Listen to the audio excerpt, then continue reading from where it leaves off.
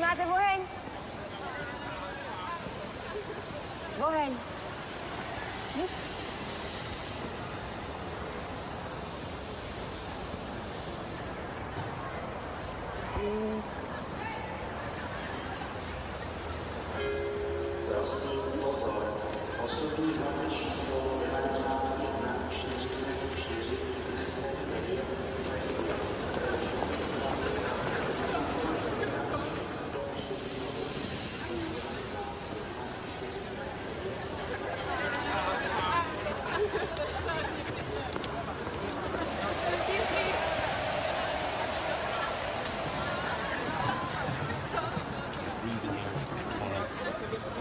College kids like a discotheque. Listen.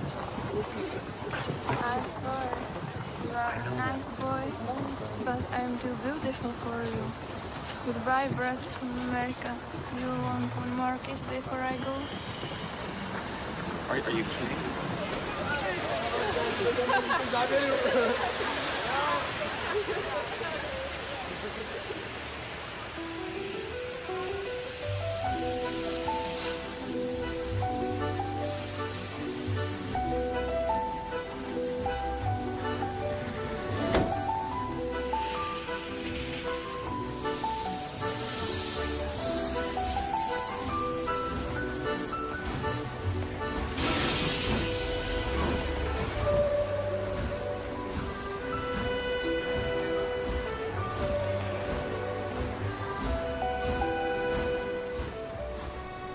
I'm here tonight to tell you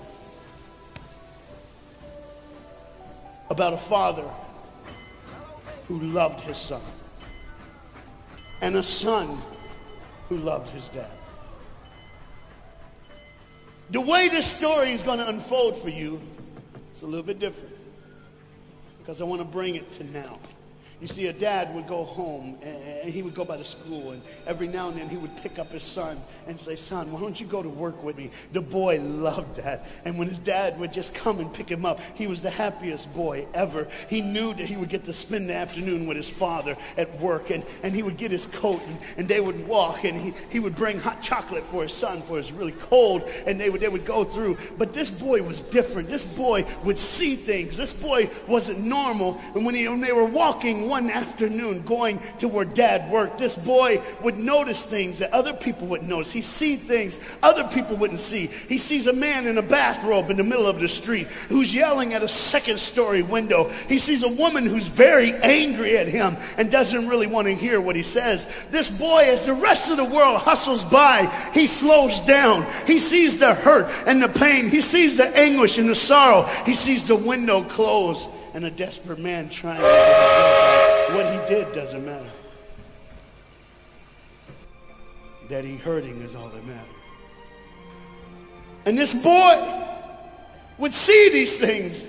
His father rushes and gets him by the hand and says, "Let's go. Be late." He would stop and look one more time. Can I stop his pain? Can I stop her hurt? But the boy loved his father. They would go and they would catch the trolley. I think that's what you call it here. We call it a tram. Yeah, I don't know the words. But he would get on there with his dad, and the boy would just notice people. He would look. And that day, one particular, he noticed something as he got on the train. To explain something, as you can hear, there's a train coming, and I got to get through this before the train gets here. He saw a man, he saw a woman. He saw that the man seemed very happy and the woman seemed very sad, and he couldn't understand why they could be together and one be happy and the other be sad. He couldn't understand that, but the little boy knew that there was something wrong. He had this feeling, this instinct that was amazing, how he cared for other people. But he loved none other than his father. He knew his daddy loved him. And as he watched the world and their hurt and their pain, he knew that he would always have a father. But even notice this. I need you to understand as you hear this story and get involved in the life of this man and his son. I need you to notice that there's no mom. As they walked through the woods, the boy would say to his father, Dad, what will I do when I grow up? What will I get to do? Will I get a cool job like yours? How will I work? He says, I don't know, but I want to change the world. I want to do something great. I want to do something wonderful. I want to help people. I want to do something that could change the lives of anyone. I just want to be that great. I just want to do something good. And as he walked with his dad would say, son, you will be great. You will be awesome. You will change the world. Your life is going to be incredible. But there was a train coming. There's always a train coming. The train is called life. We're all on the train of life, just riding. Whether we realize the truth or not, whether we realize what's happening or not, we're all on that same train tonight. Only God has saw it fit for us to be in the same room, in the same car, for such a time as this. When they get to the edge of the train track, he could see where his father worked. You see the bridge? That's what his dad did. You see, the bridge was very, very important. Boats needed to come to the harbor to get off their goods so they could make money. But trains were coming with people going from one town to the next. Not many cars in Europe, so they couldn't use a lot of that. So many people, not enough roads, so everybody used that train to get from the town to town to get to work and to get home. And one day the train was coming by. What you have to understand is that boy loved going to work with his dad. He would stay right by the river's edge and he would do what he loved to do the most. Let me explain that. He loved to fish. Anybody like to fish here? Oh, all the guys go, The dad looks at his boy and he says, son, now remember the rules. You got to stay right here because I can see you from the window right here. Don't get out of the sight of this window because you got to stay there so I know you're safe. Catch you something good to eat. But as you can hear, the train's coming. The father's job was cool. If I wasn't a preacher, I wouldn't mind doing that. Get to work. Get grease on you. Even if you didn't have to, you just squirt it on you like you feel like you did something. That's what I would do. There was a boat coming in the harbor. Timing is very essential. I'll go ahead and give you the key. The key is this. There's always a light. Everybody say light. Say it again. One more time. There's a light that the train conductor needs to see. If that light is green, he can go. If it's red, he must stop. You see, God has given us road signs in our life that we must read. Lines that tell us to go and lines that tell us to stop. Whether we read those and believe them or not is up to us. That's why some of you have fallen and you cannot get up. But tonight, that's why I'm here. The boat needed to come through, so he called, and the man said, okay, I got time. It's a long time before the train should come. So he pulls the lever, as you just saw, and the big, huge steel bridge, the gears started turning. They started cranking the steam. All of a sudden, gears are moving, and that big, huge bridge is just starting to go up. As it rises higher and higher, he has to watch and make sure everything's set, everything's good, everything's fine. As he looks out the window, he can see everything, but the dad, being a good dad, keeps one eye on his work, but the other eye on his baby. One eye on the world, but the other eye on his children. You think God doesn't know where you are? He keeps one eye on his world and one eye on his child. No matter what you've done or where you've been, it's one eye on the world, but the other eye's on you. He's watched you and he's kept you. Even though your train is coming down the track, he understands that. And even though sometimes, I'm not going to get ahead of myself. See the red light? He didn't see it. So many times we don't see the red light. See, to just say the train was early. The boy can hear and see the steam. And he looks and says, Daddy, the train. Daddy, the train's early. Daddy, you got a daddy. Hey, Daddy, the train. Daddy, the train's coming. But the dad was looking at the gears, making sure he had enough oil, making sure there was enough steam to get the bridge back down for the train. And the boy knew one thing. Now listen, the boy knew that his dad one time showed him where the trigger was. It was a red lever. If he pulls it, the train bridge would collapse down fast and the train would be able to come across. All the boy knew was there were people on that train. There were people that needed to be saved. There were people that had, some of them just with their friends having a good time, like everything's fine. They did not know that the bridge was up. They did not know what was coming. They're just living their life like you and me, just going down the road, just being our own thing, doing our own thing. And the dad all of a sudden hears the train coming. He looks and then he said, oh, my son. He looks out and his boy's gone. He's like, oh my God, where's my son? Where's my son? He got to figure out. He looks back just in time to see his son trying to save the day. All he had to do was pull that lever. He reaches in to pull it, and the boy pulls too far, and he falls in the hole. Now it's on the father, and God the Father, did you hear me? God the Father has to make a choice. It's his now. Do I save my son, or do I save the world? But they don't even know. They don't even know. The greatest decision of his life. He could blame it on them not seeing the red light. He could blame it doesn't matter anymore. Pull the lever, save the world. Leave it up, save your son. For God so loved the world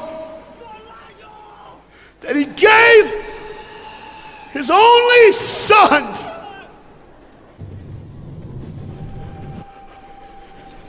Whosoever believes in him will not perish. 3, 2, 1. It's over. And they didn't even know. They never would know. They didn't even know. The train goes by. It's fine. Everything's cool. The bridge is down. Just like always. It's always going to be down. Are you hearing me tonight? He gave his only son. For God so loved the world that he gave. And you know what's amazing? I wonder what God did right when his son died on that cross. When he breathed his last breath. When he took that breath and he breathed and it was over. Here's what the Father would have looked like. They didn't even know, just trying to think of their life. Just trying to figure out what they're going to do next. Just thinking about the person they're going to see, the people they're going to hang out with. Just trying to be, just loving, caring. Doesn't matter if you're blind. Doesn't matter if you're putting on a little more makeup, trying to look pretty for somebody, or just wearing another mask. It doesn't matter. God gave his son for you. What will I do when I grow up? Where will I go when I grow up? What can I change? And there was a girl in the bathroom on the train, liquefying her heroin to shoot up one more time. He died for her.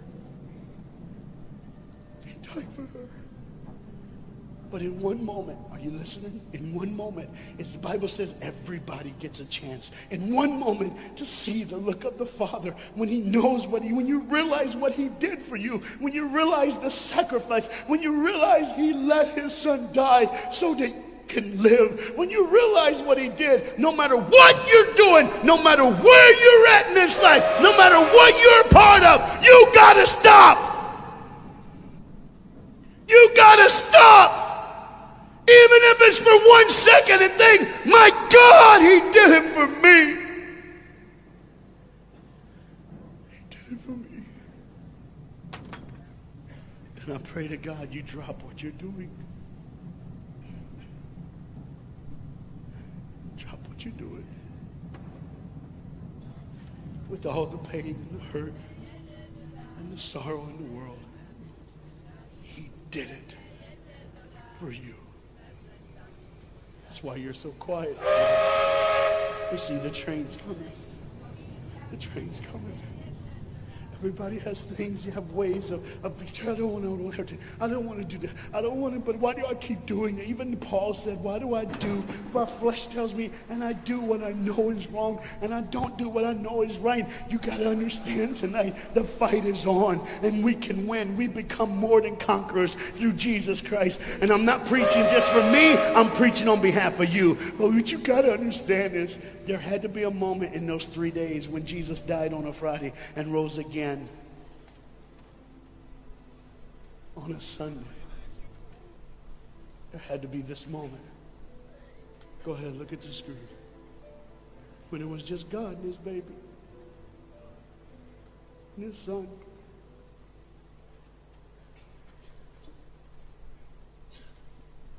Every sin that's ever been committed in this earth is rolling through your mind right now. I'm here to tell you that as the sun sets in the afternoon, the sun will rise again. And when the sun rises again, you cannot change your past, but you can change your future. You see, it's always a different day. One day someone lives, the next day they die, the next day you wake up and you're still living. You're like, why am I going to live? Why does this have to be my turn? Why can't I? You can just preach. I could have stopped, but I need you to see the whole picture here.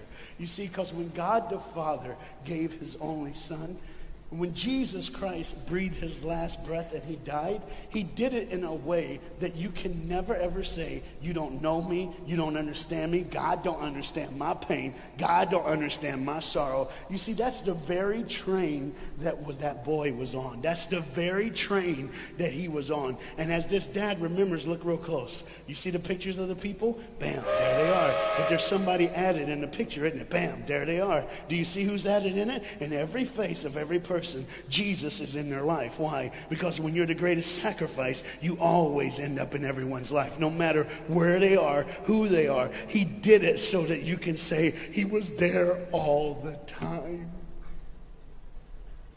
waiting patiently in line. Jesus Christ was there all the time. And the train keeps going. The train keeps coming. Train keeps moving. People keep living and people keep dying. And God the Father just watches it all. One eye on the world, the other eye on you. Some of you are starting to figure it out. You're like, what is he looking for? Just one girl. Because see, the whole horrible day, God only had his eyes on one person. And it was just a day on the street corner. When he walked by, he saw a girl with a babe. And she saw him. Do you get it? Old things are passed away. Behold, all things become new.